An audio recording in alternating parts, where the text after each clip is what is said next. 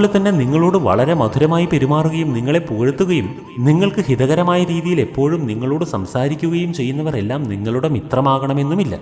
ഇത്തരത്തിലുള്ള ശത്രുക്കളുമുണ്ട്. വളരെ മധുരമായ രീതിയിൽ നിങ്ങളോട് ഇടപഴകിക്കൊണ്ടും നിങ്ങൾക്ക് ഹാനി വരുത്തുന്ന തരത്തിലും ശത്രുക്കൾ പ്രവർത്തിച്ചേക്കാം.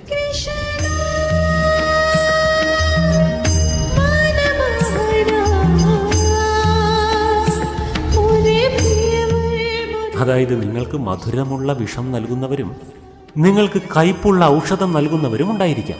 എന്നാൽ മധുരമുണ്ടെന്ന കാരണത്താൽ നിങ്ങൾ വിഷം സേവിക്കുകയും കയ്പാണെന്നുള്ള കാരണത്താൽ നിങ്ങൾ ആ ഔഷധം സേവിക്കുവാൻ ഇഷ്ടപ്പെടാതിരിക്കുകയും ചെയ്താൽ നിങ്ങളുടെ ജീവിതത്തിന്റെ ഗതി എന്തായിരിക്കും?